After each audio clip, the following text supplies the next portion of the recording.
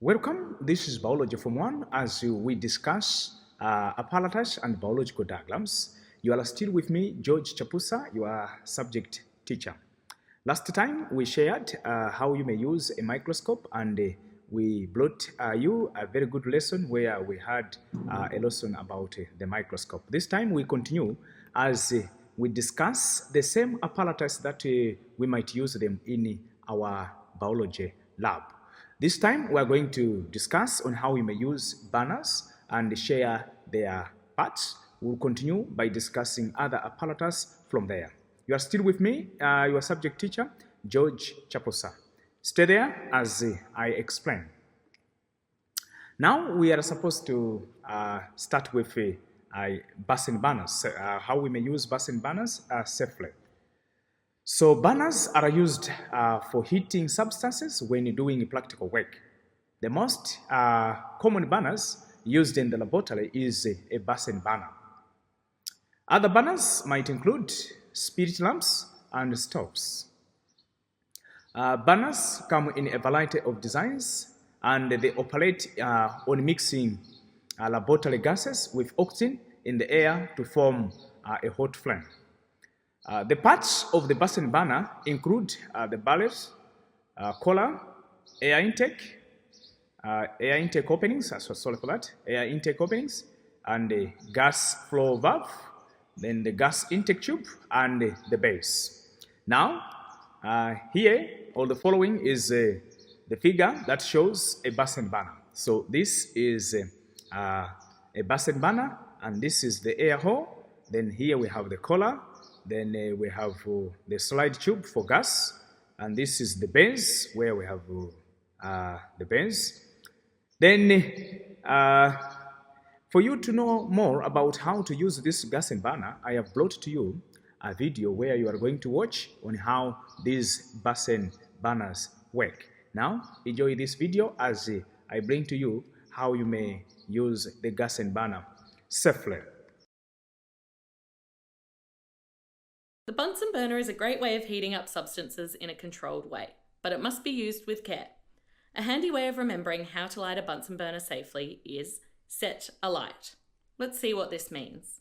S is for safety, which always comes first.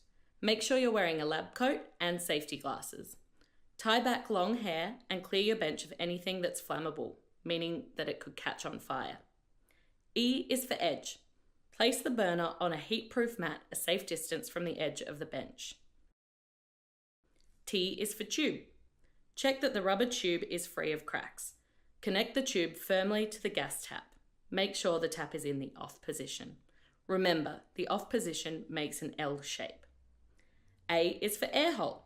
The air hole is located at the bottom of the barrel, near the base.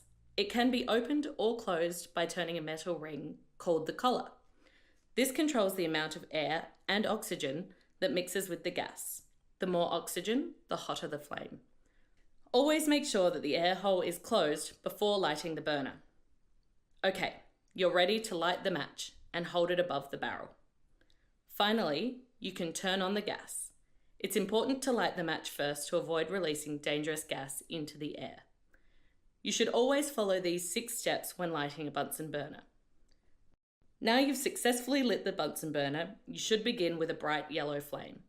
This is called the safety flame because it's easy to see and isn't as hot as the full flame. To get a hotter flame, we need to mix in more air. To do this, turn the collar to open the air hole. You will now have a blue flame with a bright blue inner core. The hottest part of the blue flame is here, at the tip of the cone. There are 3 more safety rules for using the Bunsen burner while it's lit. If you need to move the burner, hold it by the base. Don't touch it any higher than the collar. Never leave a lit Bunsen burner unattended. And if anything goes wrong, turn off the gas tap immediately. Okay, so you've finished your experiment. Before turning off the Bunsen burner, close the air hole first to return to the safety flame. Now you can turn off the tap and blow out any small flame that remains. Disconnect the hose and leave the Bunsen burner to cool before packing it away. Hopefully you have enjoyed how the Bunsen burner works. Now let us see more on this Bunsen burner, whereby we look on the procedure of lighting the burner. The procedure on lighting the burner. First, connect the side tube hose to the table gas outlet. Then 2, clear the table of any flammable materials like hair and clothing. This will help you to prevent other materials from catching a fire. Then adjust the barrel so that the air intake openings are closed, and then open the intake openings. Then 4, open the gas valves on the table and light the burner. Then turn the barrel so that the flame is pale blue with a dark blue inner cone. Then 6, set up the support stand, ring, and the wire screen. Then 7, always allow the burner to cool before handling it after carrying out an experiment. So that has been the way how you may use the Bunsen burner. Now, safety measures when using a Bunsen burner. Let us look at the safety measures when using a Bunsen burner. 1, always turn off the gas taps after doing an experiment. Then 2, in case you are using other burners like stoves, make sure they are put off after an experiment. Those are some of the points that you might follow when you want to safely use a Bunsen burner or other kind of sources which might help you in an experiment. Now, that has been for the Bunsen burner. Let us now switch to another type of apparatus which we may use in the laboratory. This now could be a potter. Now, let us look at the safety measures that we might use when we are using a potter. So a potter, it is an apparatus that is used to suck small animals from rock surfaces or barks of trees. Remember, barks of trees can keep a lot of small animals, and those animals you might not pick them maybe either with your bare hands, so you might use a potter. Now, how to use a potter to collect small insects in a specimen bottle. 1, put the end of the potter farthest from the joint into the mouth. Then place the other end of the potter with a few centimeters of the small insects between collected from the specimen bottle. Now, gently suck in so that the small insects are vacuumed into the straw and up against the nylon net. Then place the potter over a container, remove your finger from the end and gently tap the straw to release the small insect. And below is a diagram of a person demonstrating the same type of apparatus. So this is the apparatus, and this person is trying to suck as he's trying to bring in or collect insects for the specimen. So here is another video which I want you to see properly on how you may use this potter. So this is a video which I have prepared for you to see that how a potter works. Hi, I'm Jackie from Go Wild, and I am going to teach you how to use a pooter. A great activity to do with kids of any age is to go outside and look for invertebrates, which are insects, slugs, worms, anything like that, anything you fancy. A good place to start is a log pile. You might be familiar with equipment such as a magnifying glass or even the magnifying pots that you can put your invertebrates into, but what you might not have come across is a pooter. The parts of a pooter are the bowl for collecting your invertebrates, the lid which stops them getting out, there is a mesh on this side, the tube that you suck, and the collecting tube. Have a look inside, check which one is clear, and that's where the collecting tube goes, so clear and clear, and then your green tube, the one that goes in your mouth, you want the mesh. Find yourself an invertebrate that is small enough to comfortably fit in the end of the tube, and you pop the tube over the end and you suck, and so the invertebrate travels up the collecting tube and lands in the bottom, and you can't swallow it because there's a handy little mesh. Then you're good to go. Thank you. That has been a video for you to watch. I thank you because you have enjoyed the video. But now we continue with other apparatus, because in the lab there are so many apparatus that we need to take note of them. Now we go to another type of an apparatus, which is the hand lens. Hand lens. How we are going to learn how we may use a hand lens. A hand lens is also an apparatus that is also used in the laboratory. A hand lens is an apparatus used to enlarge an object or specimen. When those specimens they are smaller and you want to see them on the bigger size, you may use this type of a lens. So it is made of a concave lens mounted on a frame, and it is usually held by the handle. So the handle is where you hold the lens and for the purpose you are going to use it for. So this is a clear diagram of this hand lens. So this is what we call the concave lens, and there is a frame, and then here there is a handle. So you are rich in this lesson with more videos to explain more about these apparatus. Now here is another video lesson where you are supposed to view on how you might use this hand lens.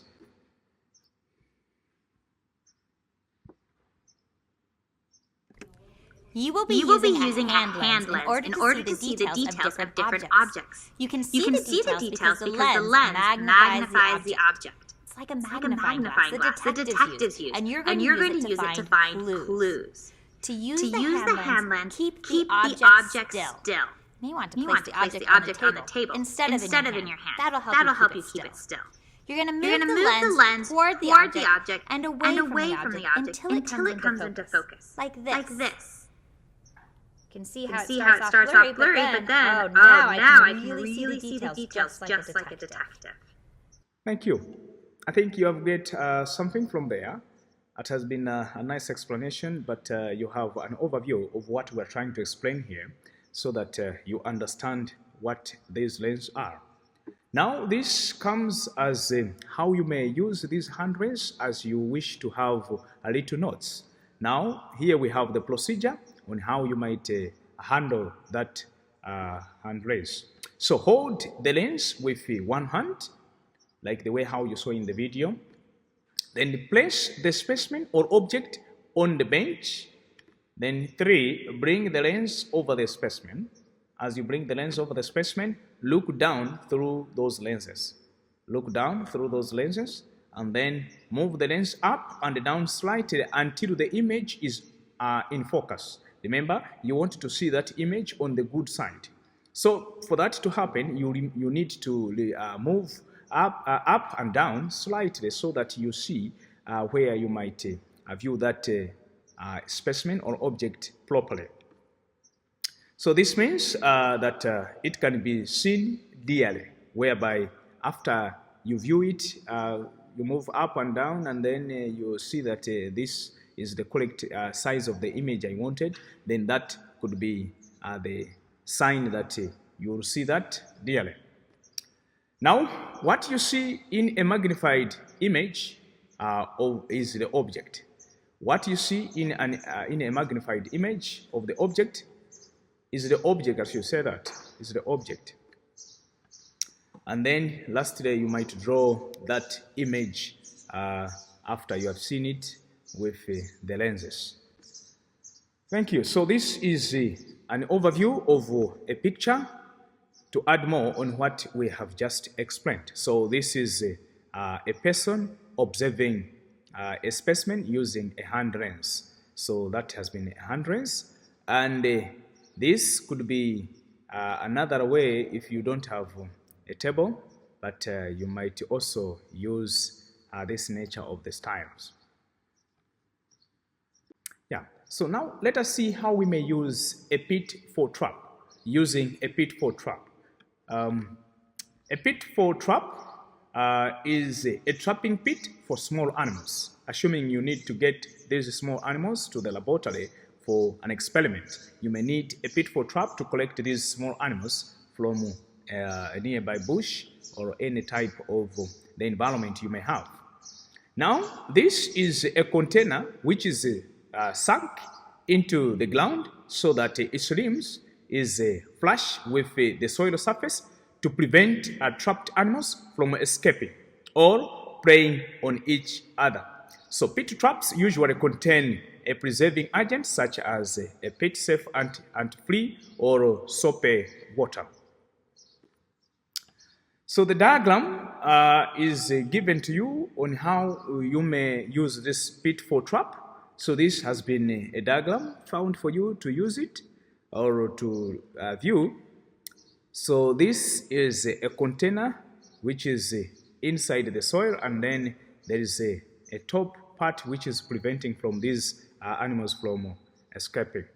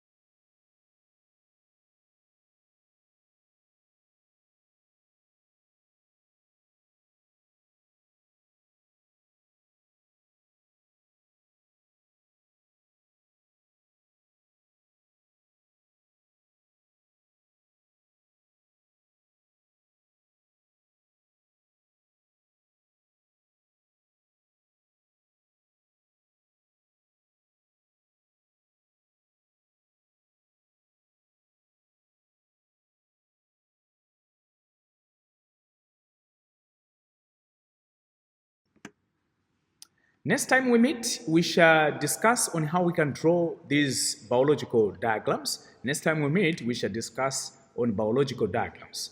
I thank you for being a very good listener and a very good learner. This has been George Chapusa. I thank you very much for always being there. Thank you.